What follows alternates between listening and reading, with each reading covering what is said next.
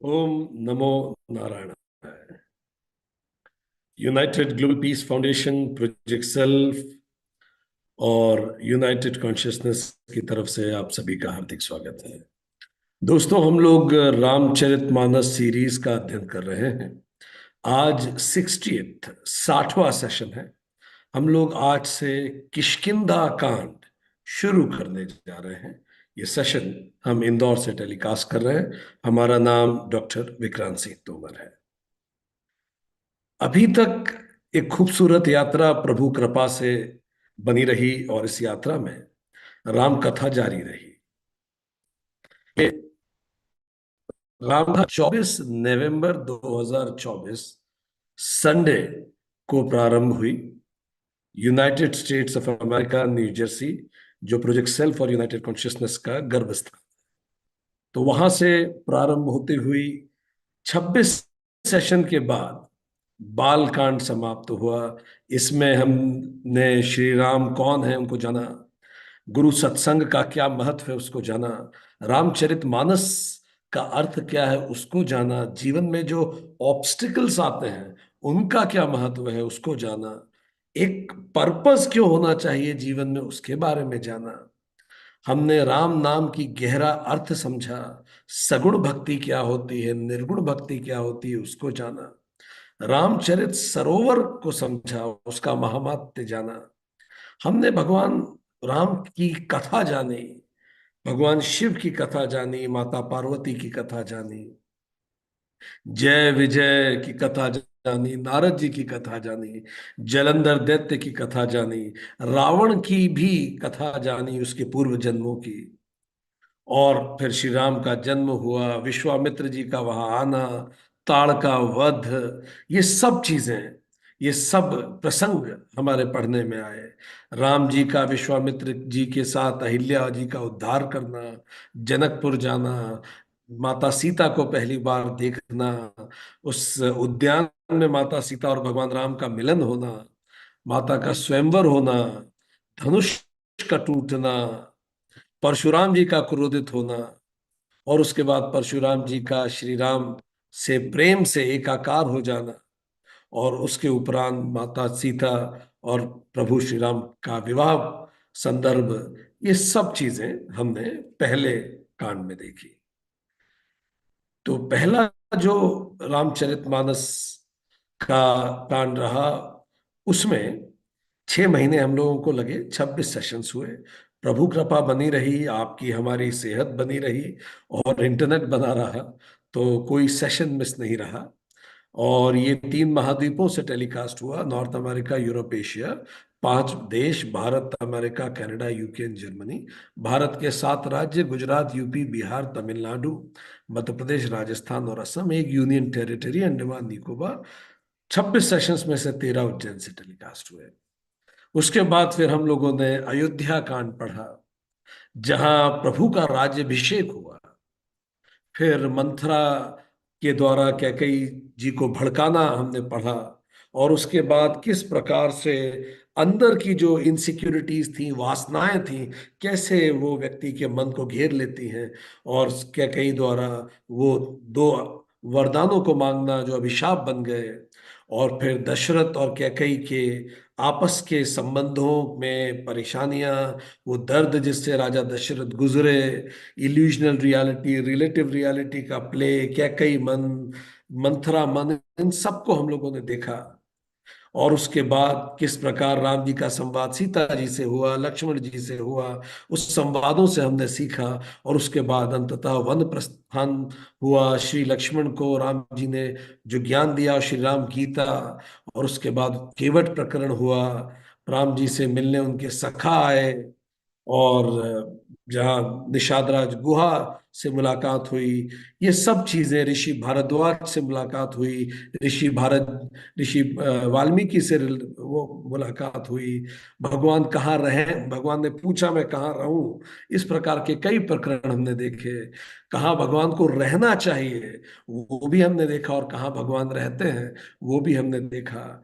दशरथ जी की मृत्यु इसी प्रसंग में हुई, और भरत जी का वहां पहुंचना हुआ, और वहां पहुंचकर फिर अंततः जब कैकेयी और भरत जी का संवाद हमने जाना, कौशल्या भरत जी का संवाद हमने जाना, वशिष्ठ भरत जी का संवाद हमने जाना, बड़ा इमोशनल टर्मोइल वाला ये मूलतः अयोध्या कांड था। और उसके बाद फिर निषाद राज और भरत जी का संवाद हमने जाना, फिर ऋषि भारद्वाज और भरत जी का संवाद जाना, फिर राम जी, लक्ष्मण जी और भरत जी का संवाद देखा, और फिर राम भरत मिलन, और अंततः चरण पादुका लेके भरत जब वहां से रवाना हुए, वहां तक हमने अयोध्या कांड में देखा।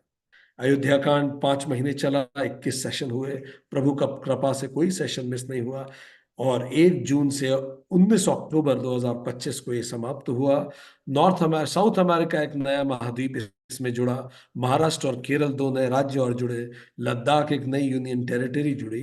21 सेशंस में से 11 उज्जैन से टेलीकास्ट हुए, और लगभग 50% सेशन उज्जैन से रहे। उसके बाद फिर वन वन की ओर प्रस्थान हुआ। जो घने वन की ओर राम जी गए, तो वहां अत्रि ऋषि से मुलाकात हुई, अरण्य कांड में माता अनुसुईया और माता सीता में संवाद हुआ, दंडकारण्य वन की ओर प्रस्थान हुआ, संत सेवा की श्री राम जी ने, श्री राम गीता हमने सुनी, जटायु से मिलन हुआ, और सुप्रखा प्रकरण यही हुआ। और सुप्रखा प्रकरण के साथ साथ खरदूषण प्रकरण, किस प्रकार रावण भी अब इस पूरी कथा में जुड़ गया, फिर सीता जी का हरण हुआ, फिर जटायु जी ने उनकी रक्षा की कोशिश की, और उसके बाद जटायु जी का अंतिम संस्कार श्री राम द्वारा किया गया। माता शबरी को भगवान ने नवदा भक्ति का ज्ञान दिया। और अब पिछली बार हमने राम सीता विवाह प्रकरण पढ़ा था, इस बार राम सीता विरह प्रकरण भी हमारे पढ़ने में आया। ये सबसे छोटा कांड था, इसमें 45 दोहे ही थे। और रामचरितमानस का अरण्य कांड 2.5 महीने में समापन हुआ, 12 सेशन हुए, प्रभु कृपा से कोई सेशन मिस नहीं हुआ। 11 जनवरी को ये समाप्त हुआ। पूरे सेशंस एशिया से हुए, भारत से हुए, और गुजरात और मध्य प्रदेश इन्हीं 2 राज्यों से सेशन टेलीकास्ट हुए। और 12 में से 11 सेशन में हमें घर पे रुकने का सौभाग्य इस बार प्राप्त हुआ, और उज्जैन से 92% सेशंस टेलीकास्ट हुए। ये अभी तक की समरी थी राम कथा का। ये रिपोर्ट कार्ड भगवान राम को हम मिल के दे रहे हैं कि प्रभु आपकी कृपा से हम लोग निरंतर इस कथा को जारी रखे हुए हैं। 3 कांड हो चुके हैं। भगवान हनुमान जी को भी ध्यान करके ये रिपोर्ट कार्ड एक तरह से हम प्रस्तुत कर रहे हैं।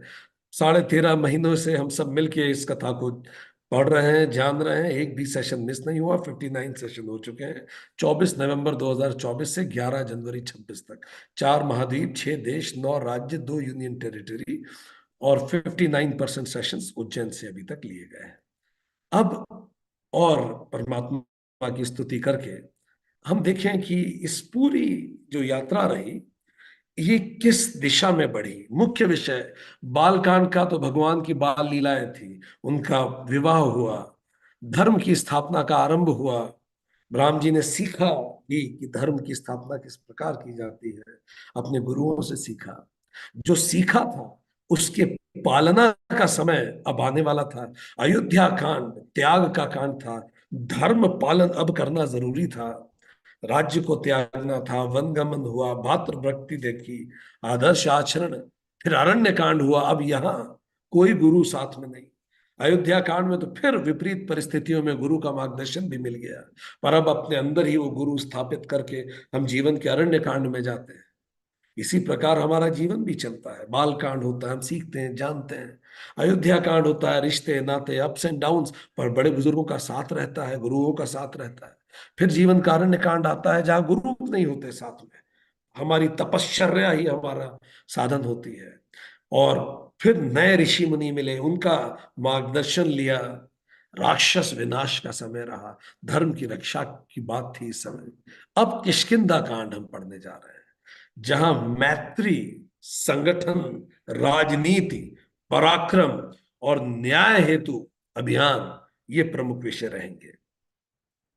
बालकांड बाल्यावस्था है, निर्मलता और जिज्ञासा है इसमें। अयोध्या कांड कर्तव्य और त्याग का कांड है। अरण्य कांड परिपक्वता, आत्म संयम, तप का कांड है। किष्किंधा कांड सामाजिक व्यवहारिकता, परिपक्वता, सहयोग, नीति, नेतृत्व, ये सब हम इसमें पढ़ने जाए। भाव हमने देखा, बालकांड में अद्भुत श्रृंगार और हास्य रस था। अयोध्या कांड में करुणा, शांत और वीर रस भी था। लक्ष्मण का वीर रस, राम जी ने भी अपने अंदर की आंतरिक वीरता का प्रदर्शन किया। पर अरण्य कांड भयानक रस है। हमारे जीवन का भी अरण्य कांड आता है जब भयानक रस होता है, वीरोचित है इसमें। शांत रस भी है क्योंकि प्रकृति में रहे प्रभु, मिश्रण है। अब जो हम किष्किंधा में पढ़ेंगे वो वीर रस है, मैत्री है, श्री हनुमान जी स्वयं आएंगे, उत्साह है, नीति है। राम जी फिर खड़े हुए, अब प्रतिज्ञा के साथ। उन्होंने कह ही दिया कि रावण को कह देना, उन्होंने कह ही दिया उनको, जटायु महाराज को, कि पिताजी को बताइए मत ये हुआ। कुछ दिनों बाद ये सारी कथा दशानन रावण स्वयं ऊपर जाके उन्हें बताएगा। जीवन के चार चरण हैं, आनंद, संघर्ष, आत्म संयम और लक्ष्य साधन। तो ये है किष्किंधा कांड। बचपन आनंद में बीत, और उसके बाद युवावस्था का संघर्ष होता है खुद को बनाने में। फिर मैच्योरिटी आती है, आत्म संयम, और फिर लक्ष्य की ओर आगे बढ़ना होता है। मुख्य घटनाएं उसमें राम जी का जन्म रहा, बालकांड में वशिष्ठ जी, विश्वामित्र जी का संग, सीता स्वयंवर, परशुराम जी संवाद, ये सब हमने पढ़ा। अयोध्या कांड में कैकेयी जी के वरदान, वनगमन, भरत जी की पादुका राज्य की स्थापना, अरण्य कांड में ऋषियों की रक्षा, राक्षस वध, सीता हरण, जटायु गाथा। अब श्री हनुमान मिलन होगा, सुग्रीव जी से मैत्री होगी, वाली वध होगा, वानर सेना का संगठन होगा, सीता खोज हेतु अब आगे तैयारी होगी। तो बालकांड तैयारी है, अयोध्या कांड त्याग है, अरण्य कांड तप है, और किष्किंधा कांड उस तप के आधार पर रणनीति और संगठन बना के आगे बढ़ना है। ये जीवन के कांड है। प्रमुख संबंध हमने बालकांड में गुरु शिष्य संबंध देखा, पिता पुत्र संबंध देखा, देव भक्त संबंध देखा, भाई भाई के रिश्ते देखे। अयोध्या कांड में पति पत्नी संबंध देखा, भाई भाई संबंध देखा, माता पुत्र संबंध देखा, मित्र मित्र, निषाद राज और भगवान राम संबंध देखे। अरण्य कांड में हमने साधक गुरु ऋषि और इनका संबंध देखा, मित्र सेवक का संबंध देखा, और अब शत्रु का से संबंध हमने इसमें देखा। अब किष्किंधा कांड में हम मित्र और बंधन, मित्र से जो बंधन होता है प्रेम का, वो देखेंगे, सेवक नायक संबंध देखेंगे, संगठन नेतृत्व संबंध देखेंगे, वानर सेना देखेंगे, न्याय संघर्ष देखेंगे, वाली प्रसंग देखेंगे। तो सीखना, निभाना, तपना, ये पिछले तीन कांड थे। पहला कांड सीखना, दूसरा निभाना, तीसरा रिश्ते निभाना, पूरा अयोध्या कांड रिश्ते निभाना था, तीसरा तपना, और चौथा मिलकर लक्ष्य साधन करना। अब हम ये सीखने जा रहे हैं। क्षमा करें, मित्र सेवक में वहां हनुमान जी का शब्द आया है जो ठीक नहीं है। यहां ठीक, आगे बढ़ते हैं। और फिर इसके बाद दार्शनिक स्तर पे दिव्यता, राम जी दिव्य स्वरूप में आए, भक्ति का प्रकाट्य हुआ। अयोध्या कांड में धर्म रूप में त्याग और समर्पण, अरण्य ज्ञान रूप में तप, संयम, विवेक की पराकाष्ठा। अब किष्किंधा कांड है कर्मयोग, सामूहिक शक्ति, नीति, विवेकपूर्ण निर्णय लेने का समय है। सो बालकांड ज्ञान का अंकुर है, अयोध्या कांड में धर्म का पुष्प खिलता है, अरण्य कांड में तप रूपी फल मिलता है, और किष्किंधा कांड कर्म सिद्धि का मार्ग वहां से खिलता है। नेतृत्व का संदेश, नेतृत्व का संदेश बालकांड में सीखने के लिए तैयार रहे, आत्मशक्ति पहचानने की प्रेरणा मिलती है गुरुओं से। अयोध्या कांड आपको इमोशनल टर्मोइल से गुजारता, किसी भी परिस्थिति में धर्म पर अडिग रहना वो सिखाता है। अरण्य कांड संकट में भी दूसरों की रक्षा हेतु तप और त्याग का आदर्श। किष्किंधा कांड नेटवर्किंग, टीम बिल्डिंग, रणनीति, निष्पक्ष निर्णय और लक्ष्य हेतु संगठन, ये सब हम पढ़ने वाले हैं। नेतृत्व की चार अवस्थाएं इन चारों कांड से होकर गुजरती हैं, सीखना, निभाना, तपना और संगठित होकर साधना करना। भक्ति रूप में अगर हम देखें तो लीला भक्ति थी पहले कांड में, भगवान का खेल भावना। फिर प्रेम भक्ति, सेवा और समर्पण अयोध्या कांड में हमने देखा। फिर सेवा भक्ति, ऋषियों की सेवा, त्याग तप और करुणा। प्रभु भक्ति कैसे की जाए, नवदा भक्ति हमने सीखी। किष्किंधा कांड, दास्य भक्ति, जो हम स्वयं हनुमान जी से सीखेंगे। सखा भक्ति, जो हम सुग्रीव जी से सीखेंगे। सो खेल प्रेम सेवा और समर्पित कर्म, ये सबसे गुजरा। वेदांतिक दृष्टि से हम देखें तो आत्मा की चैतन्य का प्रथम जागरण होता है जब भगवान अवतरित होते हैं। चैतन्य जो यूनिवर्सल कॉन्शियसनेस है वो रूप लेके आती है। अयोध्या कांड, आत्मा में धर्म की स्थिरता होती है। अरण्य कांड, आत्मा में तत्व ज्ञान और वैराग्य की पूर्णता। अरण्य कांड वैराग्य का कांड है, अयोध्या कांड धर्म का कांड है, बाल कांड चेतना का कांड है, किष्किंधा कांड संकल्प शक्ति का कांड है। अब युद्ध है, ध्येय के प्रति निष्ठावान रहने का काम है। जो भी लक्ष्य बनाया उस 100% कार्य करें। सामूहिक धर्म युद्ध कैसे होता है, बाल कांड बताता है मैं कौन हूं, अयोध्या कांड बताता है मुझे कैसे जीना है, अरण्य कांड बताता है मुझे क्यों जीना है, पर्पस। क्योंकि जब आप ऋषि मुनियों के साथ बैठते हैं, जंगल में एक दशक बिताते हैं, यू रियलाइज योर पर्पस। पर किष्किंधा कांड बताता है कि मुझे जीतना कैसे है, धर्म के साथ रहते हुए जीवन। मनोवैज्ञानिक रूप से देखें तो बचपन की उत्सुकता, निर्मलता, सीखने की ललक, ये सब हमने बालकांड में देखा। अयोध्या कांड में युवावस्था का संतुलन, आंतरिक संघर्ष जो भगवान भाव से गुजरे सारे, कठिन निर्णय लेना। अरण्य कांड परिपक्वता, आयु का संयम, आत्म संयम, बाहरी संघर्ष हमने देखे। अयोध्या कांड आंतरिक संघर्ष थे, अरण्य कांड बाहर के संघर्ष थे। शूर्पणखा, रावण, क्या नहीं देखा। और इसीलिए व्यवसायिक आपके पास जो भी आपने सीखा है, योग कर्म सुकौशल, उन शास्त्रों का, उन शस्त्रों की उत्कृष्टता, एस बी से प्रो हो जाना चाहिए आपको उन सब चीजों में। वो हमने देखा कि आपके अपने ज्ञान में, अपने शस्त्रों में प्रो है। किष्किंधा कांड में हमने देखेंगे हम सामाजिक परिपक्वता, मित्रता में विश्वास कैसे रखा जाता है, टीम वर्क कैसे करें, साहस और लक्ष्य पे टिके रहे। तो चारों कांड की समरी, निर्मलता, निष्ठा, निर्वैराग्य और संकल्प सिद्धि। आध्यात्मिक प्रतीक क्या है, षष्ठी का आरंभ है बालकांड, आनंद और नए जीवन है। अयोध्या कांड धर्म का पालन है और भावनात्मक परिपक्वता, इमोशनल इंटेलिजेंस है। अरण्य कांड तप, ज्ञान और आत्म विजय है। हम इमोशनल इंटेलिजेंट होते हैं, फिर हम डिसिप्लिन से जीवन जीते हैं। किष्किंधा कांड सक्रिय पुरुषार्थ है, नीति, धर्म और सबको साथ में लेके आगे बढ़ने के लिए सिखाता है किष्किंधा कांड। सो आत्मा की चारों अवस्थाएं, सृजन, संरक्षण, शुद्धि और साधन का बल, सबके साथ आगे बढ़ने का। आदर्श पात्र वशिष्ठ जी, विश्वामित्र जी, जनक जी, परशुराम जी। अयोध्या कांड में राम जी, सीता जी, भरत जी, कैकेयी जी। अरण्य कांड में अत्रि ऋषि, अनुसुईया, शरभंग ऋषि, राम जी, लक्ष्मण जी, सीता जी, जटायु जी, शबरी, श्री हनुमान जी की दस्तक सुनने में आती है बस अरण्य कांड में। किष्किंधा कांड में हनुमान जी से ही तो ये कांड शुरू होता है। सुग्रीव, जामवंत, अंगद, तारा, वाली, ये सब चीजें हम पढ़ेंगे अब। बाल कांड में गुरु, अयोध्या कांड में कर्तव्य, अरण्य कांड में कर्म, त्याग और किष्किंधा कांड में संगठन की शक्ति। ये सब महत्वपूर्ण है। भावनात्मक स्वरूप, हर्ष, कौतुक और प्रेम। अयोध्या कांड में वेदना, त्याग और करुणा। तप, अरण्य कांड में तप, भय और स्थिरता, जंगल के बीच में रहना, हम सब पढ़ चुके हैं। किष्किंधा कांड उत्साह, आशा, मित्र, विश्वास और विजय आकांक्षा, ये सब पढ़ेंगे। तो आनंद से प्रारंभ होकर लक्ष्य सिद्धि तक जाना।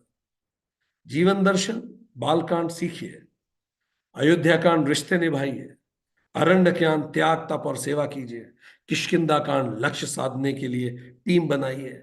तो सीखना, जीना, तपना और मिलकर जीतना।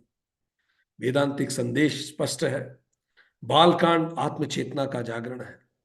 अयोध्या कांड धर्म में स्थित चित्त रखना और फिर कर्म करना। अरण्य कांड स्वयं में लीनता, वन में जाकर उपासना कर। किष्किंधा कांड समष्टि धर्म के लिए समर्पित कर्म, लक्ष्य के लिए संगठन योग। और इसीलिए ज्ञान, कर्म, उपासना ये सब मिलके हमारा जीवन आगे बढ़ता है। रूपक दृष्टि से भी हम देखें तो प्रभु का अवतरण हुआ और अहम का शुद्धिकरण हुआ। राम जी ने ज्ञान से अपने आप को पहचाना अब इस नए अवतार में। अयोध्या कांड में उन्होंने त्याग किया, स्वार्थ का विसर्जन किया। अरण्य कांड में तप किया, वासनाओं का दहन किया। किष्किंधा कांड में जब मेरी वासना समाप्त हो जाती है, मेरा अहंकार समाप्त हो जाता है, तो मित्रता होती है, संगठन बनता है, मैं नीति से चलता हूं। और इन चारों कर्म से आत्मशुद्धि से आत्मसिद्धि तक पहुंचे। तो आध्यात्मिक क्रियाएं हमने देखा साथ, ये बालकांड प्रिपरेशन है, अयोध्या कांड प्रैक्टिस है, अरण्य कांड परफॉर्मेंस है, और किष्किंधा कांड पार्टनरशिप है, कोलैबोरेशन। मुख्य गुण है, बालकांड एस्पिरेशन है, अयोध्या कांड एम बनाना, जीवन का लक्ष्य पहचानना, अरण्य कांड उस पर एक्ट करना, और किष्किंधा कांड अलाइन करना दूसरों से ताकि हम उस लक्ष्य तक पहुंच सके। भावनात्मक स्थिति, बालकांड फन, अयोध्या कांड फॉरबेरेंस, विपरीत परिस्थितियों, अरण्य कांड जंगल में फोर्टिट्यूड, किष्किंधा कांड सबके साथ मिला के फेलोशिप, टीम बनाना। इसी प्रकार हमारा अवतरण होता है, धर्म का पालन करते हैं, आत्मा के प्रकाश को जागृत करते हैं और लक्ष्य सिद्धि की ओर आगे बढ़ते हैं। हमने ये देखा कि जीवन की भी अवस्थाएं, बालकांड श्रवण और जिज्ञासा है, मैं कौन हूं, एज ऑफ क्वेश्चनिंग। श्रवण ज्ञान का आरंभ हुआ। अयोध्या कांड धर्म और त्याग, मैं कैसे जीऊं, सेटिंग स्टैंडर्ड्स फॉर लाइफ, ये कर्मयोग है, विवेक और अभ्यास की। अरण्य कांड तप और संयम में क्या छोड़ सकता हूं, क्लैरिटी, प्रायोरिटीज ऑफ लाइफ। जंगल में फर्स्ट थिंग्स फर्स्ट, उपासना का समय है, वैराग्य का समय है, साधना का समय है। किष्किंधा कांड सेवा और सहयोग में दूसरों के लिए क्या कर सकता हूं, गिविंग बैक। ज्ञान योग, निष्काम कर्म योग, ये सब हम पढ़ेंगे। बालकांड शुद्ध चेतना, निर्मल बालक सा हृदय ही ईश्वर का मंदिर है। अयोध्या कांड कर्तव्य ही कर्मयोग है, धर्म ही स्थिरता है। अरण्य कांड बाहर जगत से जब दूरी बढ़ती है तभी अंदर के जगत का दर्शन होता है। किष्किंधा कांड मेरे योगदान देने की क्षमता ही मेरा वरदान है जीवन में, मैं क्या कर पाया दूसरों के लिए, यही किष्किंधा कांड बताता है। खुद के लिए तो सभी जी लेते हैं। तो इन सब से गुजर के हम लोग आज आगे बढ़ रहे हैं। और अब जो हम देख पाते हैं कि प्रमुख किरदार भी अलग अलग कांड में बदल गए। इस किष्किंधा कांड में सुग्रीव, बाली, श्री हनुमान, तारा, रूमा, अंगद, संपाति, जामवंत, आने वाले जो 30 दोहे हैं इस कांड में, ये प्रमुख किरदार श्री राम और लक्ष्मण जी के अलावा ये प्रमुख किरदार निभाने वाले हैं। जैसे अरण्य कांड में रहे थे अत्रि ऋषि, अनुसुईया, शरभंग मुनि, सुतीक्ष्ण, अगस्त्य, ये सब। किष्किंधा का नाम किष्किंधा कांड क्यों है? किस का अर्थ है बानर। किंग मीन्स कौन या किया, धा मीन्स दूत। इसका मतलब है कि बानरों का किया गया या बानरों द्वारा किया गया जो कार्य है, जो राज्य है, उसको किष्किंधा कहते हैं। जो कार्य बानरों द्वारा किया गया, जो राज्य बानरों द्वारा किया गया, उसको किष्किंधा कहते हैं। तो बानरों का राज्य या बानरों का कार्य इस किष्किंधा, तो इसीलिए इसका नाम है किष्किंधा कांड। क्योंकि अब नर की मदद वानर करेंगे और नर और वानर मिलकर रावण का संहार करके नारायण की स्थापना करेंगे। तो ये इस कांड की शुरुआत करते हैं। हमने देखा बालकांड चाइल्डहुड है हमारा, playing care free, parents, education, assignments and marriage है। अयोध्या कांड इज रिस्पॉन्सिबिलिटी। जब जीवन में यह आने लगे, जानिए मेरा अयोध्या कांड शुरू हो गया। Challenges, relationship dynamics, professional learnings, politics, emotional issues. फिर धीरे धीरे जब हम इस सब से गुजरते हैं तो डीप अंडरस्टैंडिंग ऑफ लाइफ आती है। अप्स एंड डाउन फेस करते हैं, डिसेप्शन को डील करते हैं, फियर, टीयर, एक्सट्रीम चैलेंजेस को देखते हैं। जब ये सब हो रहा है तो जानिए अरण्य कांड आ गया, जंगल में उतर पड़े हैं। फिर किष्किंधा कांड, धीरे धीरे इस जंगल को डील करने की एबिलिटी इंप्रूव हो जाती है। नेटवर्किंग हम सीखते हैं, उन्हीं चुनौतियों को सबके सहयोग के साथ डील कर पाते हैं, अपने पोटेंशियल को रियलाइज करते हैं, क्लैरिटी गेन करते हैं, एंड अपने हिडन टैलेंट्स को पता लगाते हैं, जिसे हनुमान जी भी पता लगाएंगे। तो चलिए प्रभु का नाम लेके प्रारंभ करते हैं किष्किंधा कांड। सबसे पहले भगवान की स्तुति से किष्किंधा कांड की प्रारंभ होता है। भगवान की स्तुति करते हैं तुलसीदास जी। वो कहते हैं, कंद पुष्प और नील कमल के समान सुंदर गौर एवं श्याम वर्ण, अत्यधिक बलवान विज्ञान के धाम। पुष्प और नील कमल के समान सुंदर, भगवान का रंग नीला है और ये हम सबको प्रेरित करता है कि हम भी उस बादल की तरह बने जो नीला होता है और सब पे बरसता है, जो सबके लिए जीता है, जिसमें करुणा के आंसू होते हैं, जिसके मन में करुणा होती है और दूसरों के लिए कुछ करने की इच्छा होती है। वो श्याम वर्ण है। अगर आप सारे रंगों को मिला दें तो काला रंग बन जाएगा। Presence of all colours, life, living life to the fullest is श्याम वर्णा लाइफ। अत्यधिक बलवान, सामर्थ्यवान ही इतिहास लिखते हैं। अगर आप कमजोर हो गए, बिल्कुल सही कहावत है, जब तक शेर ताकतवर बनकर पढ़ना लिखना नहीं सीखता, सारी कथाएं शिकारियों के ही गुण गाएंगी। सामर्थ्यवान इतिहास लिखते हैं, सामर्थ्य लाइए। विज्ञान के धाम, विज्ञान मीन्स डायरेक्ट नॉलेज, आनुभाविक ज्ञान। सो भगवान की स्तुति से, उनके चरित्र को पढ़ने से और उस पर मेडिटेट करने से हमें डायरेक्ट एक्सपीरियंस होता है उपनिषद की टीचिंग्स का। देखिए क्यों अत्यधिक बलवान होना महत्वपूर्ण भी है। दुनिया भर में, भारत भर में इतने सारे लोग प्रयास कर रहे हैं कि भारतीय ज्ञान परंपरा देश के घरों में वापस स्थापित हो। पर भारत के प्रधानमंत्री जी, अगर उनके मन में यह विचार आया कि ये ज्ञान परंपरा स्थापित हो, तो 3 साल के अंदर भारत के सारे कॉलेजेस, सारी यूनिवर्सिटीज में इंडियन नॉलेज सिस्टम का प्रारंभ हो गया। जब आप सामर्थ्यवान होते हैं तो आपके संकल्प बहुत दूर तक प्रभावित करते हैं। ऐसे भगवान राम, विज्ञान के धाम, शोभा संपन्न राम जी कोई अशोभनीय कार्य नहीं करे, मर्यादा पुरुषोत्तम है। इसलिए कृष्ण कहते हैं, शस्त्रधारियों में मैं राम हूं, श्रेष्ठ धनुर्धर। शस्त्रधार, अगर श्री कृष्ण भी हथियार लेके आएंगे तो राम होंगे, अर्जुन नहीं होंगे, वो राम होंगे, श्रेष्ठ धनुर्धर, वेदों के द्वारा वंदित। इन्हीं को तो वेदों ने गाया है, एब्सोल्यूट कॉन्शियसनेस, ब्रह्म स्वरूप।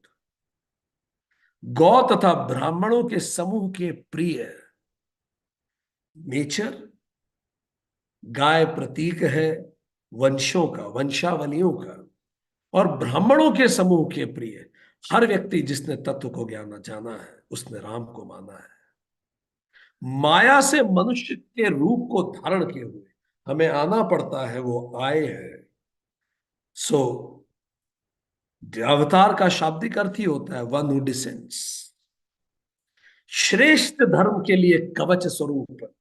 जब भी मन घबराए कि क्या करूं, सही गलत क्या है, राम जी को याद कीजिए और सोचिए, अगर राम जी होते तो क्या कहते, राम जी होते तो क्या करते। कवच बनता है विपरीत परिस्थिति, सबके हितकारी, खुद के लिए नहीं जिए, सबके लिए। श्री सीता की खोज में लगे, अवतरित होके बिल्कुल आम व्यक्ति की तरह जिए। पथिक रूप, हम सब जीवन में पथिक ही हैं, वी आर जस्ट ट्रैवलर्स।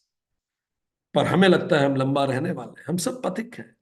पथिक रूप रघुकुल के श्रेष्ठ श्री राम जी और लक्ष्मण जी, दोनों भाई निश्चय ही हमें भक्ति प्रद हो। भगवान हमारे अंदर ये भक्ति हमेशा बनाए रखे। आगे वो कहते हैं, वे पुण्यात्मा है। जो पुण्यात्मा, वे पुण्यात्मा है जो वेदी वेद स्वरूप समुद्र के मथने से उत्पन्न हुए, कलयुग के मल को नष्ट करने वाले अविनाशी भगवान श्री शंभु के सुंदर और श्रेष्ठ मुख रूपी चंद्रमा में सदा शोभायमान, जन्म मरण रूपी रोग के औषध, सबको सुख देने वाले, और जानकी जी के जीवन स्वरूप श्री राम नाम रूपी अमृत का निरंतर पान करते रहते हैं।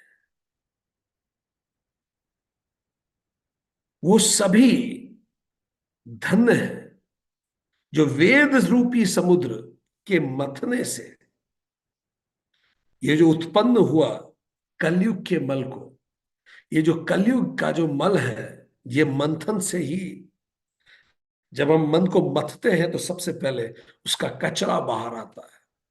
इसलिए मन को मथना बहुत जरूरी है, और शास्त्र मन को मथ देते हैं, बार बार याद दिलाते हैं सही क्या है, वेयर इज नॉर्थ। आप गलत करना चाहें तो अंदर ही इतना डिसोनेंस क्रिएट होगा कि गलत नहीं कर पाएंगे, अंदर ही मन परेशान होने लगेगा। तो मन को मथने से और इसी मल को समाप्त करने वाले जो भगवान शंभु, भगवान शिव के मुख पर हमेशा विराजमान रहते हैं, जो जन्म और मृत्यु के रोग को समाप्त कर देंगे, सबको सुख देने वाले हैं, जो जानकी जी के जीवन स्वरूप है, ऐसे राम जी का नाम लेने वाले धन्य है सभी लोग। जहां शिव पार्वती बसते हैं, उस काशी को मुक्ति की भूमि, ज्ञान की खान और पापों का नाश करने वाली जानकर उसका सेवन क्यों न किया जाए। ये शास्त्र स्वयं में काशी है, ये शास्त्र ही तीर्थ है। यहीं इसी शास्त्र में राम जी और सीता जी बसते हैं, शिव जी और पार्वती जी बसते हैं। जिस भीषण हलाहल के विष से सारे देवता जलते हैं, उसका स्वयं जिसने पान कर लिया, हे मन तू शंकर जी को क्यों नहीं बचता। उनके समान कृपालु कौन है। शंकर जी हमें याद दिलाते हैं कि समाज में कितना ही कचरा हो, अपने योग बल से जो भी आपको समाज से रिसीव हो रहा है, उसको अपने कंठ में रखिए और योग बल से उसको अमृत में बदल दीजिए। निगल जाएंगे तो स्वयं का नेचर खराब हो जाएगा, उगल देंगे तो समाज और खराब हो जाएगा। अपने कंठ में रखिए। कितनी भी विपरीत स्थितियां आपको मिल रही हैं, उनको धीर गंभीरता से धारण कीजिए, जैसे हमारे प्रभु राम ने धारण किया हुआ है, और अपने जीवन के अरण्य में अपने तप से, अपने धर्म से आगे बढ़िए। निश्चित तौर पे जीवन में किष्किंधा कांड जरूर आएगा। आप अकेले नहीं रहेंगे, कोई हनुमान आएंगे, कोई सुग्रीव आएंगे, एक वानर सेना आएगी, और हमें उस सारे दुखों के से दूर एक पुल बना के लेके जाएगी, जहां माता सीता के रूप में हमारा मन फिर से शांत हो जाएगा, और फिर हम राममुखी हो जाएंगे। तो हम भगवान शिव का भी वंदन करते हैं, जिनके समान कृपालु कोई और नहीं, भगवान राम का भी वंदन करते हैं, और कथा का प्रारंभ करते हैं। सबसे पहले जब ये कथा शुरू होती है तो पहला दोहा पढ़ के हम लोग रुकेंगे, क्योंकि इस दोहे के पीछे का बैकग्राउंड बड़ा भारी है। आगे चले बहुरी रघुराया, ऋष्य मूक पर्वत निराया, तह रह सचिव सहित सुग्रीवा, आवत देखी अतुल बल सीवा। तो जब रघुनाथ जी वहां से थोड़ा आगे चले, पंपा सरोवर में उन्होंने स्नान किया। माता शबरी ने भी बोला था वहां स्नान कीजिए। वहां आगे मतंग ऋषि का आश्रम है। और जब वो और आगे गए तो वहां ऋष्यमुख पर्वत आ गया। और इसी पर्वत पर मंत्रियों सहित सुग्रीव जी रहते थे। और इन लोगों को जानकारी मिल गई कि आ रहे हैं श्री राम जी। इसलिए अब इसका कुछ बैकग्राउंड जानना बहुत जरूरी है। ये जो ऋष्यमुख पर्वत है, इसका नाम ऋष्यमुख क्यों हुआ? यह मतंग ऋषि जो थे वो मूक रहकर अपनी तपस्या करते थे। तो ऋषि जहां मूक रहकर अपनी तपस्या करते थे, इसीलिए यहां एक अमोघ ज्योति जलती रहती है। इसी से इसका नाम पड़ा ऋष्य मूक पर्वत। तो इस पर्वत पर अब राम जी हैं, सुग्रीव जी हैं, यही हनुमान जी हैं। धरती का सबसे बड़ा तीर्थ इस समय वही होगा। सो देखें वहां क्या हो रहा है। इससे पहले हम इसको जाने, थोड़ी सी कथा को बैकग्राउंड में पढ़ते हैं। ठीक। ये कथा की शुरुआत हुई ब्रह्मा जी से। ब्रह्मा जी के जो पुत्र हैं, मानस पुत्र, जो प्रथम मानस पुत्र थे, वो ऋषि मरीचि। तो ऋषि मरीचि जो है वो ब्रह्मा जी के प्रथम मानस पुत्र है। ये कथा को सुन के समझ लेना बहुत उपयोगी है, तब हम समझ पाएंगे। तो जो ऋषि मरीचि हैं, ये ब्रह्मा जी के पहले मानस पुत्र हैं।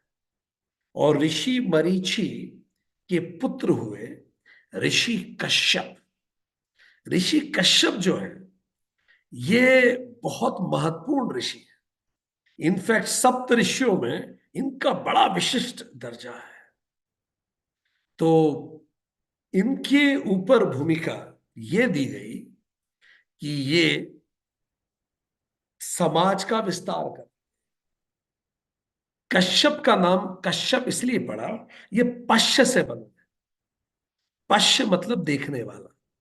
तो ब्रह्मा जी ने इनको दायित्व दिया कि तुम ब्रह्मांड के संतुलन को देखो, समाज संतुलन को देखो, और धरती पर धर्म की स्थापना भी करो और समाज को आगे भी बढ़ाओ। तो ये जो ऋषि कश्यप है भगवान ब्रह्मा के ग्रैंडसन है। मरीचि ऋषि के पुत्र हैं। अब जब उनको ये कहा गया कि धरती पर धर्म की स्थापना कीजिए और कश्यप पश्चन श्योर कीजिए कि सब ठीक हो, तो ये आए कश्मीर। और जहां इन्होंने तप किया उस तप को कहते हैं कश्यप पर्वत। और इन्हीं के तप के कारण उस जगह का नाम कश्यप मीर पड़ गया, या कश्यप का सरोवर। कश्यप मीर, कश्यप का सरोवर, या कश्मीर पड़ गया। संस्कृत में का अर्थ जल होता है। कपि, का अर्थ जल, शुद्ध जल होता है। शमीरा, कश्मीर, शमीरा का अर्थ सूखना भी होता है। तो उन्होंने अपने तप से, वहां एक सरोवर था कश्मीर में, उसका नाम था सतीसर सरोवर। कल्हड़ की राज तरंगिनी में भी इस सब का उल्लेख आता है। तो उसमें जो सतीसर सरोवर था, बड़ा झील था, पूरा ही कश्मीर झील में ही था। वहां जलोद्भव नाम का एक असुर था जो लोगों को परेशान करता।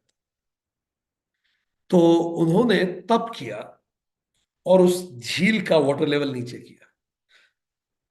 इसीलिए कश्यप जो है, कश्मीर उसका नाम पड़ा। तो कई रूट्स हैं कश्मीर नाम से, पर सब इंडिकेट करते हैं कश्यप ऋषि की भूमि, उनकी कर्म भूमि बनी कश्मीर। उन्होंने इस असुर का संहार किया और फिर झील का रास्ता खोल दिया। सारा जल का लेवल थोड़ा नॉर्मल हुआ, आसपास उपजाऊ जमीन बनी, और फिर वही कश्मीर बस गया हमारा। जो भारत का मुकुट है कश्मीर। सो ब्रह्मा जी के निर्देश पर ही उन्होंने यह कार्य किया था। आज भी कश्मीर में शारदा पीठ स्थापित है। सरस्वती माता का निवास उसी को कहा जाता है। और कश्मीरी पंडित खुद को अभी भी कश्यप ऋषि का वंशज मानते हैं। सो ब्रह्मा जी जो पोते हैं कश्यप ऋषि, ऋषि मरीचि के जो पुत्र हैं, वो कश्यप ऋषि ने कश्मीर की स्थापना की। ये इतने महत्वपूर्ण है क्योंकि इन्होंने ही फिर प्रजापति की जो 13 बेटियों से इन्होंने शादी की, और उसके बाद फिर दुनिया आगे प्रारंभ हुई। सो इसीलिए इस दुनिया के प्रारंभ में पॉपुलेशन को आगे बढ़ाने में बड़ा योगदान है कश्यप ऋषि का। इसीलिए ये मुख्य सृजनकर्ता कहलाता है। कई बार इसलिए कल्प को कश्यप कल्प भी कहते हैं। सो अब हम कश्यप ऋषि की बात यहां कर क्यों रहे हैं? ब्रह्म पुराण हो, श्रीमद् भागवत पुराण हो, विष्णु पुराण हो, सब में इनका उल्लेख है। विष्णु पुराण में तो कश्यप ऋषि को ब्रह्मा के बाद सबसे बड़ा प्रजापति घोषित किया गया, क्योंकि वो समाज को आगे बढ़ाते हैं। तो दक्ष प्रजापति की 13 कन्याओं से इन्होंने विवाह किया, और उसके बाद फिर जगत का आगे सृजन हुआ, सारा आगे बातें बढ़ी। और इन सारी कन्याओं में दीति भी थी, अदिति भी थी। दीति से देवता पैदा हुए, अदिति से ये असुर पैदा हुए। तो देव असुर संग्राम, यही दीति और अदिति के सिबलिंग राइवलरी है एक्चुअली, देव असुर संग्राम। कश्यप ऋषि के बच्चे आपस में, एक ही पिता है दोनों के, वो आपस में लड़ते हैं, देव असुर संग्राम। इसी प्रकार दो और जो 13 में से, एक तो दीति थी, एक अदिति थी, एक विंता थी, एक कद्रु थी। उनकी कथा अब हम पढ़ेंगे और फिर हम जानेंगे कि हम सब बात कर क्यों रहे हैं सब। ठीक। सो इस प्रकार जब ब्रह्मा जी ने उन्हें कहा, तो उन्होंने ब्रह्मा जी की बात मानते हुए ये समाज को आगे बढ़ाने का दायित्व अपने ऊपर लिया। ठीक। इसी कारण गोत्र व्यवस्था जो है सनातन की, इसमें कश्यप ऋषि का बड़ा महत्वपूर्ण योगदान है। गोत्र का मतलब किसी व्यक्ति की जो आध्यात्मिक और जो उसकी वंशावली है, वो किस ऋषि से आता है। भारत की सबसे सुंदर बातों में से एक ये है कि हम किसी राजा के वंशज होने में गौरवान्वित नहीं होते। हम गौरवान्वित होते हैं कि हम ऋषियों की संतान हैं, हम ऋषियों के वंशज हैं। सो गोत्र का अर्थ क्या है? गो प्लस त्रय। गो मतलब गाय, गाय का अर्थ है गौशाला या एक परिवार। तो परिवारों में ही गाय सुरक्षित रखी जाती है। सो गाय और परिवार एक ही बात है। सो गाय इसीलिए इसीलिए भी आज भारत में क्यों ऐसा है? भारत में परिवार बड़े ही गायों के साथ है। वैदिक काल में गायों का दूध पी के हम बड़े हुए, हम पुष्ट हुए, उसी से घी, उसी से सब चीजें बनती थी, सब कुछ उसी से हुआ। आ, कंडे गायों के गोबर से, उन्हीं से घर लीपे जाते थे। गायों के आसपास बचपन बीतता था। गाय परिवार का हिस्सा थी, एक जैसे बहन होती है। इसीलिए उसी से शब्द निकला। गौ मतलब परिवार, त्रय मतलब उसकी सुरक्षा। सो गोत्र का मतलब वो परंपरा जो आपके परिवार की सुरक्षा करे। इसी को कुल और वंश से बाद में जोड़ा गया। तो मूल पूर्वज पे जाता है। तो मूल पूर्वज हम सबके कौन हैं? वो सप्तऋषि, ऋषि गौतम, भरद्वाज, विश्वामित्र, जमदग्नि, वशिष्ठ, कश्यप, अत्रि।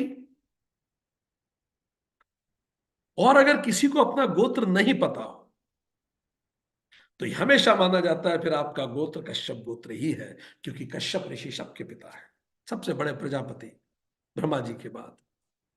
ऋषि अगस्त्य भी 8वें ऋषि माने जाते हैं, जिनसे गोत्र परंपरा चलती है। तो इस तरह से गोत्र परंपरा चली। गोत्र परंपरा का संबंध यह था कि व्यक्ति अपने गोत्र में शादी न करे। ये अच्छा, जब कोई बच्चा गुरु के पास जाता था, उसका कोई माता पिता नहीं है, तो गुरु का गोत्र ही उसका गोत्र हो जाता। और हर गोत्र में कुछ प्रवर होते थे। प्रवर का मतलब विद्वान लोग। तो अपनी लीनेज में कितने विद्वान हैं आप वो भी पता लगा सकते हैं। अगर किसी ने किसी को दत्तक गोद ले लिया तो वो दत्तक पुत्र का गोत्र पिता का गोत्र हो जाएगा। ठीक। सो इस तरह से, और एक गोत्र में विवाह नहीं किया जाता था, सगोत्र विवाह। क्योंकि आज भी मेडिकल साइंस कहता है सगोत्र विवाह से जो बॉडी में, अगर हम जितना दूर विवाह करेंगे गोत्र से, उतना शरीर बच्चे का मजबूत होगा। और जितना आप करीब विवाह करेंगे, रिश्ते में ही करेंगे, उतना बच्चे के शरीर में, उसके स्वास्थ्य में कमजोरी। मेडिकल साइंस ने इस बात को अच्छे से प्रूव किया है। चलिए, तो फिर हम ये सब क्यों बता रहे हैं आप? ब्रह्मा जी, मरीचि ऋषि, कश्यप ऋषि। कश्यप ऋषि की दो पत्नी हुई। 13 में से आज हम दो की बात करने जा रहे हैं विशिष्ट रूप से। एक विंता और दूसरी कद्रु। क्योंकि इन दोनों के बारे में जानना बहुत जरूरी है, तभी हम समझ पाएंगे इस कथा को आगे। ये कैसे संबंधित है जो हम पढ़ने जा रहे हैं। ये जो कद्रु और विंता हैं, उन 13 में से दो प्रजापति की पुत्रियां थी, जिनकी आज हम बात करेंगे। कद्रु और विंता को प्रसन्न होकर ऋषि कश्यप ने वरदान मांगने को कहा। तो कद्रु ने 1000 प्रतापी नागपुत्रों का वरदान मांगा, ये 1000 नागपुत्र हो मेरे। पर विंता ने केवल 2 पुत्र मांगे। और वो जो 2 पुत्र हैं, विंता ने कहा वो कद्रु के 1000 पुत्रों से ज्यादा शक्तिशाली होने चाहिए। जेलसी हर लेवल पे आपको देखने को मिलेगी। ठीक। तो उन्होंने कहा तथास्तु। बहुत साल बीतने के बाद, 500 वर्ष, कद्रु के 1000 अंडे फूट गए। तो कद्रु ने 1000 अंडे दिए, विंता ने 2 ही अंडे दिए। ठीक। जैसा हम पढ़ चुके हैं पहले भी कि सारे वृक्ष, लताएं, गरुड़, गंधर्व, सारे पक्षी, ये सब इन्हीं ऋषि कश्यप की ही संतानें हैं। तो आज हम इन 2 विशिष्ट माताओं के बारे में बात कर रहे हैं। तो जो 1000 अंडे हुए 500 साल बाद वो फूट गए। उनमें से नागों का जन्म हुआ, बड़े ताकतवर नाग। ये देख के विंता को जो पहले ईर्ष्या थी, उनकी ईर्ष्या और बढ़ गई। उनको लगा मेरे अंडे अभी तक फूटे नहीं। उनको ये महसूस हुआ कहीं ऐसा तो नहीं कि कुछ टेक्निकल गड़बड़ हो गई। तो she tried to inquire with one of the eggs. वो ये भूल गई कि उन्होंने ये वचन, ये मांगा था वरदान, कि उनके अंडों से जो निकलेगा वो ज्यादा ताकतवर होगा, और ज्यादा ताकत के लिए ज्यादा प्रोसेसिंग की जरूरत थी। बट देन वो धीरज नहीं रख पाई, ईर्ष्या और बढ़ गई। तो इम्पेशंस और अधीरता से उन्होंने खुद ही अपने पहले अंडे को फोड़ दिया। अब जब अंडा फूटा, तो बालक तो अंदर विकसित हो ही नहीं पाया था पूरा। केवल ऊपर का हिस्सा बन पाया, नीचे का हिस्सा अधूरा रह गया। माता को बड़ा दर्द हुआ, बहुत ही दर्द हुआ। अब ये बालक तो इतना यशस्वी होने वाला था, इस बालक को बड़ा कष्ट हुआ, अधूरा विकसित। मां ने लगभग ही उसकी आधी हत्या ही कर दी एक रूप से, ऐसा उसे महसूस हुआ होगा। इस बालक का नाम पड़ा आगे होके अरुण। अरुण। जब उसने अपनी ये स्थिति देखी, मां की अधीरता, मां की जलन, ये सब देखी, तो बहुत बुरा लगा उसे। उसने कहा कि हे माता, आपकी जलन आप तभी पूरी कर पाएंगी, ओवरकम कर पाएंगी, जब आप उसे फेस करें। आप हमेशा कॉम्पीट करती रही। मैं आपको कहता हूं, और उसने अपनी ही मां को श्राप दिया कि आप तभी इंप्रूव करेंगी जब आप अपनी सौतन कद्रू की दासी बनेंगी। आप गो एंड फेस इट। जिस अधीरता के कारण, जिस जलन के कारण आपने ये मेरी स्थिति कर दी। इस पे मां बड़ी दुखी हुई। पर बेटे ने फिर कहा, पर किंतु अगर आप दूसरे अंडे के साथ धैर्य रखेंगे तो दूसरे अंडे से जो पुत्र जन्मेगा वो आपको इस दासता से मुक्त करा देगा।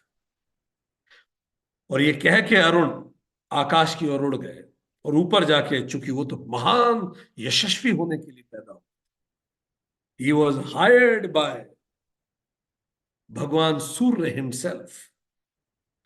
और अब वो सूरज के सारथी हैं अरुण।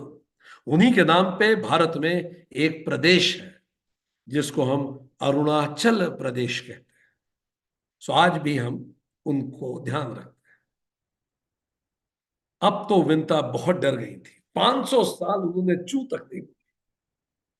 तो 500 साल बाद जब धैर्य पूर्वक रही वो, तब दूसरे अंडे से गरुड़ जी का जन्म हुआ, जो अत्यंत शक्तिशाली और विशाल पक्षीराज थे। फिर गरुड़ जी ने स्वर्ग से अमृत लाकर अपनी मां कद्रू को नागों की दास्ता से मुक्त कराया। वो जो श्राप था उससे समाप्त हुए। वो बने भगवान विष्णु के वाहन। एक पुत्र बना भगवान सूर्य के वाहन। ऐसे यशस्वी। अब एक बार कुछ ऐसा हुआ, ये बड़ी रोचक कहानी है, हमें भी बड़ी इसमें, घर में आप बच्चों को सुनाइएगा। एक बार कुछ ऐसा हुआ कि सूरज किसी कारण, किसी के श्रापवश निकलने में, किसी के तप बल के कारण, शापवश नहीं, किसी के तप बल के कारण इज द राइट वर्ड, निकलने में थोड़ा लेट हो रहे थे। अब जब सूरज निकलने में लेट हो रहे थे तो अरुण ने सोचा कि क्यों ना मैं ऐसा करूं कि समय का सदुपयोग करूं। उसी समय इंद्र अपने स्वर्ग में, दरबार में अप्सराओं का नृत्य देख रहे थे। मेनका, रंभा, ये भी पहुंच गए। अच्छा, वहां ये नियम था कि पुरुष कोई नहीं आ सकता। तो अरुण जो थे उन्होंने स्त्री रूप रखा और पहुंच गए, क्योंकि ये तो अत्यधिक विशिष्ट योग्यता प्राप्त थे। तो इनका रूप इतना सुंदर बन गया कि उस रूप पे इंद्र मोहित हो गए और इंद्र ने गंधर्व विवाह कर दिया स्त्री रूप में। और स्त्री रूप में जब इंद्र से गंधर्व विवाह हो गया, ये इतने इंद्र इतने प्रेम में पड़ गए उनके, इतने लंबे लंबे बाल थे जब ये स्त्री रूप में आए अरुण। जब इंद्र ने पूछा तो उन्होंने बताया कि इनका नाम आरुणी है, क्योंकि घबरा गए एकदम से जैसे इंद्र ने देखा। इंद्र मोहित हो गए आरुणी पे, गंधर्व विवाह कर लिया आरुणी से, और सबसे ज्यादा मोहित उनके बालों पे हुए। इससे जो पुत्र उत्पन्न हुआ उसका नाम बाली पड़ा। बाली। अब कुछ समय बाद ये, अब मनी मन उनको बड़ा परेशानी थी इस चीज को लेकर। उन्होंने ये बात सूर्य देवता को भी बताई कि ऐसा हो गया। सूर्य देवता ने कहा कि ऐसा कौन सा रूप है आपका जिसपे इंद्र ऐसे मोहित हो गए। तो उन्होंने, इन सूर्य देवता ने इंसिस्ट किया कि मुझे बताइए वो कौन सा रूप है। उन्होंने अपना अरुणी रूप सूर्य देवता को भी दिखाया। तो सूर्य देवता भी इतने मोहित हुए कि उन्होंने भी इनसे विवाह किया और गंधर्व विवाह को। सूर्य देवता को इनकी गर्दन सबसे सुंदर महसूस हुई, तो ग्रीवा गर्दन को कहते, इसीलिए इनसे जो पुत्र हुआ उसका नाम सु मतलब सुंदर, ग्रीवा मतलब गर्दन। सो बाली और सुग्रीव इंद्रपुत्र और सूर्य पुत्र इस प्रकार उत्पन्न हुए। ये बात ये दिखाता है कि ये जो LGBTQ का जो विषय दुनिया भर में है, भारत में ऐसी कथाएं शुरू से प्रचलित रही हैं और हर पुरुष में एक स्त्री तत्व है, हर स्त्री में एक पुरुष तत्व है, और उसका बराबर सम्मान इस समाज ने किया है। खैर, आगे बढ़ते कथा में। अब ये जो सुग्रीव और बाली हुए, अब इनको तो अरुणी या अरुण जो भी आप कह लें, ये तो एक जगह रुक नहीं सकते थे। हाउ टू, पालन पोषण कैसे करेंगे? तो गौतम ऋषि और माता अहिल्या को सौंप दिया गया कि आप ये बाली और इसकी देखभाल कीजिए। तो गौतम ऋषि और माता अहिल्या ने इनको बड़ा किया, बाली और उनके साथ सुग्रीव को। अच्छा, अब यहां दो परंपराएं, दो कथाएं मर्ज होती हैं एक साथ आकर। कथादित्य सागर के अनुसार तो जो कथा हमने आपको बताई बिल्कुल वैसी ही है, पर लोक परंपराओं में एक और कथा आती है। उसके अनुसार कि इन बच्चों का पालन पोषण वृक्षराज ने किया। वृक्षराज या ऋषराज, इन्होंने किया। और उस कथा के अनुसार ये ऋक्षराज या वृक्षराज इन दोनों बाल बच्चों के पिता हैं। या तो थोड़ा सा हम इनके बारे में भी आपको बता दें। ये कौन है वृक्षराज? ये दूसरी परंपरा है। कथादित्य सागर के अनुसार तो जो हमने आपको बताया, अरुणी ही इनकी माता, और अरुण और सूर्य इनके पिता, या इंद्र इनके पिता थे। ब्रह्मा जी के आंसू से, एक बार ब्रह्मा जी तप में थे। अब हम क्या पढ़ रहे हैं? ऋषराज के बारे में बात कर रहे हैं, ठीक है। अभी तक क्या पढ़ा? ब्रह्मा जी, मरीचि ऋषि, कश्यप ऋषि, कद्रु, विंता, कद्रु, 1000 अंडे, 1000 नाग, विंता, 2 अंडे, पहला अंडा जो अर्ध विकसित रह गया अरुण, अरुण अरुणी हो गए। इंद्र के साथ जो पुत्र हुआ वो बाली हुए, और सूर्य जी के साथ जो पुत्र हुआ उसको सुग्रीव कहा गया, ठीक। और उसके बाद इन दोनों को सौंपा अरुणी ने ऋषि गौतम और अहिल्या जी के पास। अब ऋषराज की कहानी भी हम, तो ब्रह्मा जी एक बार तपस्या कर रहे थे, तो उनकी आंख से आंसू की कुछ बूंदें गिरी, जिससे एक अत्यधिक शक्तिशाली वानर उत्पन्न हो। अब वानर शब्द का अर्थ है वन में रहने वाला नर, ठीक। बंदर नहीं है वो वन में रहने वाला नर है, और वन में उसको उत्पन्न हुआ, इसीलिए उसका नाम वनराज या ऋषराज या वृक्षराज रखा। अलग अलग जगह अलग अलग नाम। वृक्षराज और ऋषराज बड़ा पॉपुलर नाम है, वही रहने लगा। पहले वो जब ऊपर था, ब्रह्मलोक में था, तो उसको सब लोग हंसी उड़ाते थे। उसको बहुत बुरा लगता था वृक्षराज को कि सब मेरी हंसी क्यों उड़ाते हैं उसके देखने पर। तो ब्रह्मा जी ने उसे वरदान दिया कि तू अत्यधिक शक्तिशाली होगा और तू पूरे जंगल पे राज करेगा, ठीक। वरदान अत्यधिक शक्ति का था और जंगल पे राज का था, तो उसे ठीक लगा।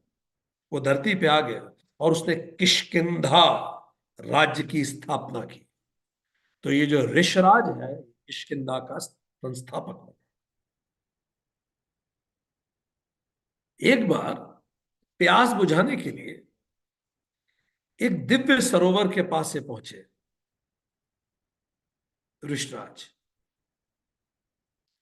तो ऋषराज जो थे, उनको परछाई अपनी दिखी। ब्रह्मा जी ने कहा था अत्यधिक शक्तिशाली, पर सबसे ज्यादा बुद्धिमान आप होंगे ऐसा नहीं था। वो वानर थे, चपलता उनमें थी ही, वनवासी थे। तो जब उन्होंने पहली बार अपनी परछाई देखी, तो उनको लगा कि कोई शत्रु छुपा हुआ है, और उन्होंने सरोवर में छलांग लगा दी। जब उन्होंने सरोवर में छलांग लगाई, तो वो सरोवर जिसको मैं द्वारा निर्मित कहा जाता है, मैं दानव द्वारा निर्मित, उसको ये वरदान था कि अगर पुरुष इसमें प्रवेश करेगा तो स्त्री बन जाएगा। तो ऋषराज जब बाहर निकले तो स्त्री हो गए। तो इस तरह से अब चूंकि उनमें स्त्री का स्वरूप भी था और उसमें पुरुष की शक्ति भी थी। देखिए LGBT क्यू, भारत में कितनी सारी ऐसी कथाएं प्रचलित रही हैं। तो अब जब वो, तो ब्रह्मा जी ने क्या किया, और इसी दौरान संभवतः जब ये जो दोनों बच्चे हैं, बाली और सुग्रीव, गौतम ऋषि से लेके इनको दे, कि अब आप इनको जंगल में पालन पोषण आप इनका कीजिए। ठीक है, तो इस तरह से ये कथा अलग से चालू हो गई।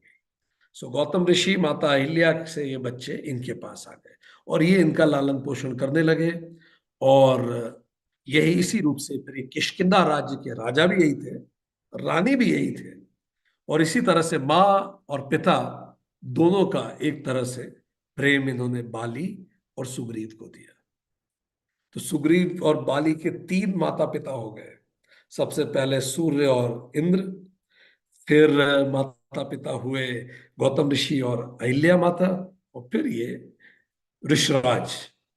मृत्यु के पहले ऋषराज जी ने अपना साम्राज्य आधा आधा दोनों को देने के निर्णय लिया। पर बाली अत्यधिक शक्तिशाली थे। देवराज इंद्र ने बाली को एक दिव्य स्वर्णमाला भेंट की, ब्रह्मा जी के आदेश पे ही, क्योंकि बाली में बड़ा योग्यता थी। उनकी योग्यता से प्रसन्न होकर ब्रह्मा जी ने एक स्वर्णमाला दी थी। योग्यता मतलब तपश्चर्या। और ये जो स्वर्णमाला थी, इसी से सामने कोई भी इनके हो तो इनकी आधी ताकत बाली में आ जाती थी। तो बाली के सामने कोई खड़ा नहीं रह सकता, और इसलिए बाली बड़ा प्रचलित हो गया। बाली इतना फेमस हुआ कि तारा नाम की एक कन्या थी, जो समुद्र मंथन से उत्पन्न हुई थी, जो अपनी बुद्धिमत्ता और कूटनीति के लिए बड़ी प्रसिद्ध थी। तारा, तारा पे सुग्रीव का भी क्रश था, बट तारा पसंद करने लगी बाली। तारा पंच कन्याओं में है, अहिल्या, द्रौपदी, सीता, तारा, मंदोदरी तथा पंच कन्या स्मरेत नित्यम महापातक नाशनम। पाप नाश हो जाते हैं इन पंच कन्याओं पे विचार करने से, जो तप की धनी थी, जो निर्णय लेने में सक्षम थी, दूरदर्शिता थी इनमें।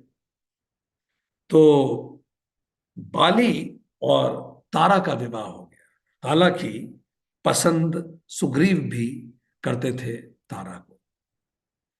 बाद में सुग्रीव का विवाह रूमा से हो गया। ये तारा आने वाले समय में डिस्कशन में हम पढ़ेंगे, बड़ी महत्वपूर्ण भूमिका निभाने वाली है इस पूरी कथा में, इस पूरे कांड में। तो बाली की शक्ति से वो प्रभावित थी तारा। तो अब इस प्रकार ये जीवन आगे बढ़ा। अब ये साम्राज्य दोनों में बढ़ गया, सुग्रीव और बाली में। एक बार मायावी नाम का एक असुर ने बाली को युद्ध के लिए लड़का।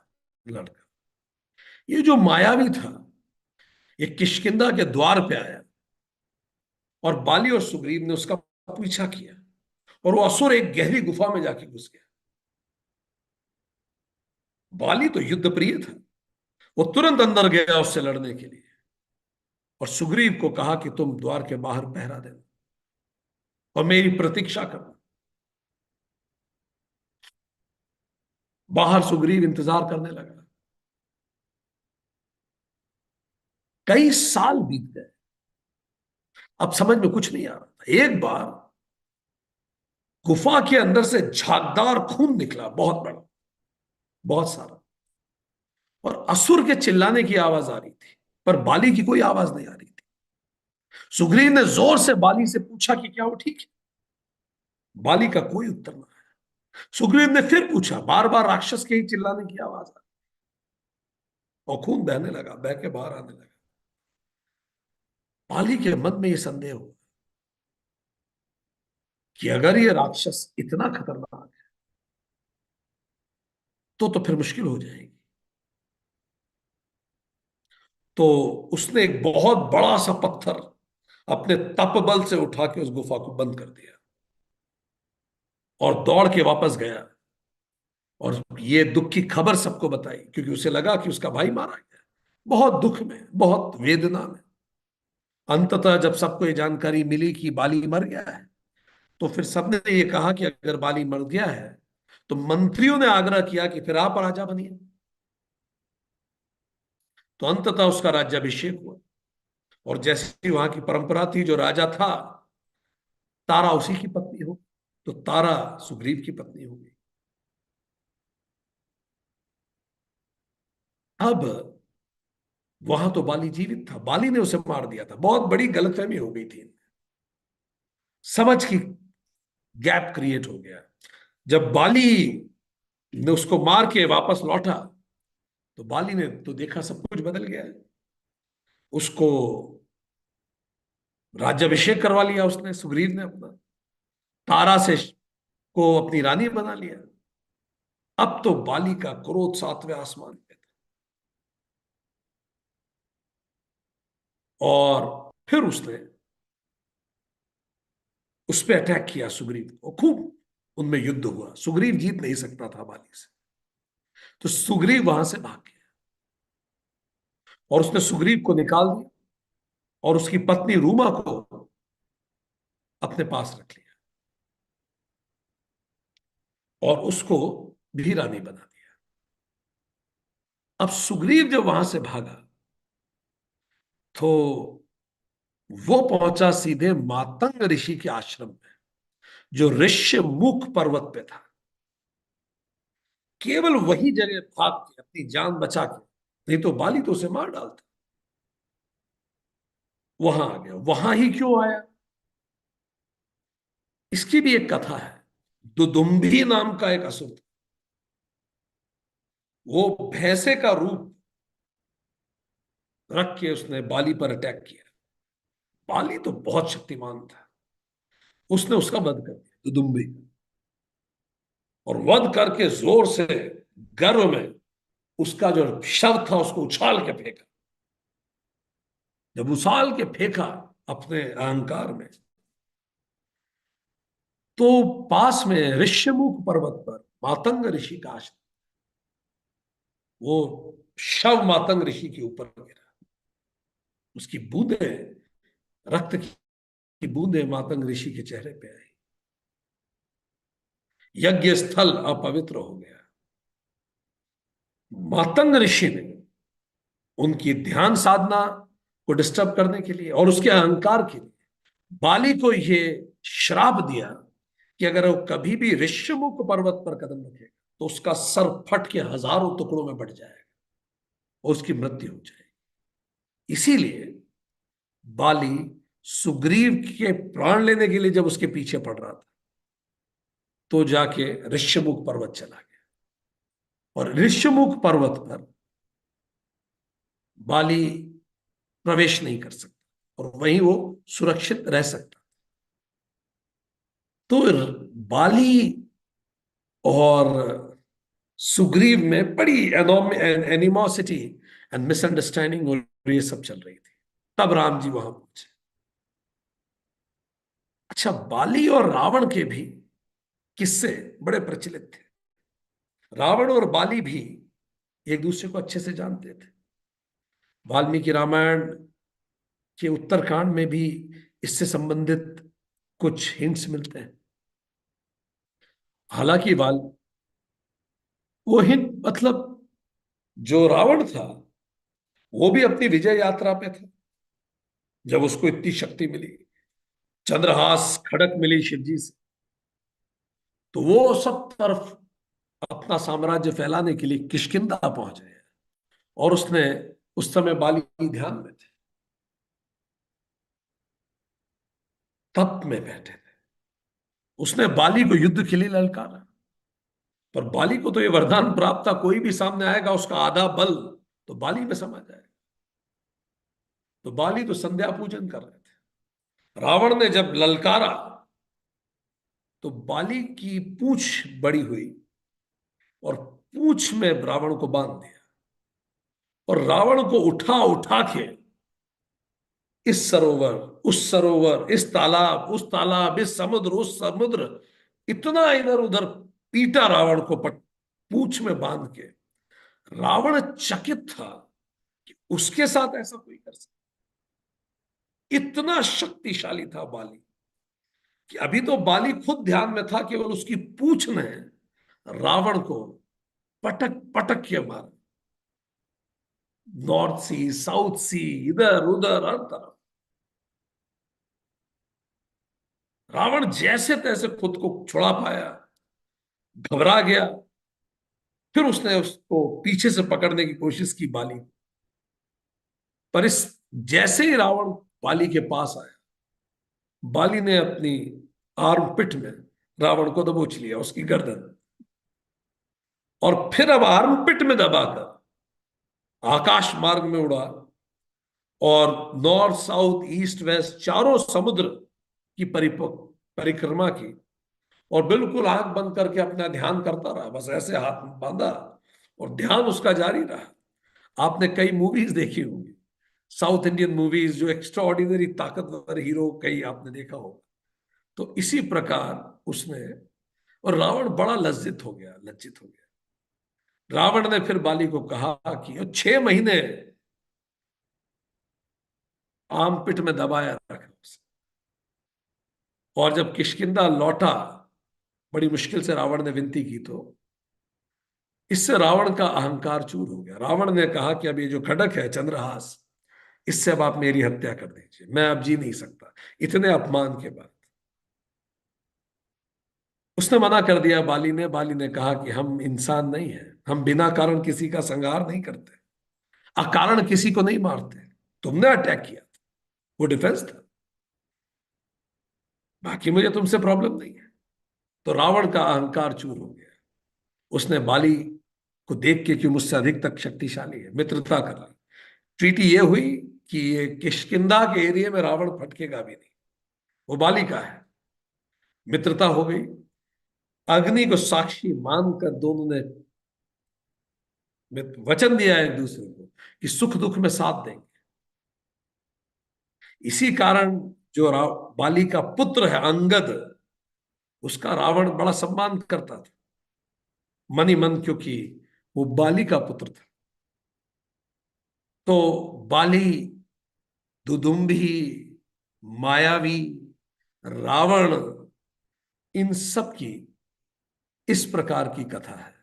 अब इस ऋष्यमुख पर्वत भगवान पहुंचने जा रहे हैं, और अब हम देखेंगे कि अब ये जो नए किरदार इस पूरी कहानी से जुड़े हुए हैं, क्या हुआ इसमें आगे। तो जैसे हमने देखा कि ब्रह्मा जी ने के पुत्र मारीची जी के, ऋषि जो मरीचि हैं, उनके पुत्र कश्यप ऋषि ने दक्ष प्रजापति की पुत्रियों से विवाह किया। दीति, अदिति, विंता, कद्रु, धनु, सुरसा, इरा, खसा, मुनि, अरिष्टा, ताम्रा, क्रोधवशा, सुरभि, और ये सारी स्पीशीज वहीं से पैदा हो। हम ये पहले भी पढ़ चुके हैं, इसलिए हम सब वसुधैव कुटुंबकम, भाई बहन है। फिर वो जो 2 अंडे विंता के और कद्रु के 1000 अंडे, वो जो आपसी कंपैरिजन और जलन, इससे जो पुत्र पूर्ण हो सकता था, पर अत्यधिक जलन और इम्पेशंस के कारण अधूरा पुत्र पैदा हो। सोचा था ऐसा पैदा होगा, पर वो कमर के नीचे से कमजोर था। पुत्र ने श्राप दिया कि अब वो कद्रु की दासी बनेगी विंता, और उस श्राप से मुक्त केवल गरुड़ ही कर पाएंगे, जो उन अंडों से 500 साल बाद उस अंडे से प्रकट हुए। तो हमने देखा कि ये पूरी कथा हमें सिखाती है, हमें बताती है कि भारतीय जो विचार है वो समावेशी विचार है, वसुधैव कुटुंबकम का विचार है। भारतीय विचार इस बात का प्रतीक है कि हर पुरुष में एक स्त्री है, हर स्त्री में एक पुरुष है। और भारतीय कथा सागर जो है वो बहुत रोचक है, और बच्चों को जोड़ने के लिए इस प्रकार की कथाएं बहुत सदियों से कही जाती रही हैं। तो अब बाली, तारा, सुग्रीव, रूमा, राम जी, लक्ष्मण जी और भगवान श्री हनुमान जी, आगे कथा में क्या हुआ अगली बार, अब यहां से किष्किंधा कांड की शुरुआत करते हैं ऋष्यमुख पर्वत पर। Thank you.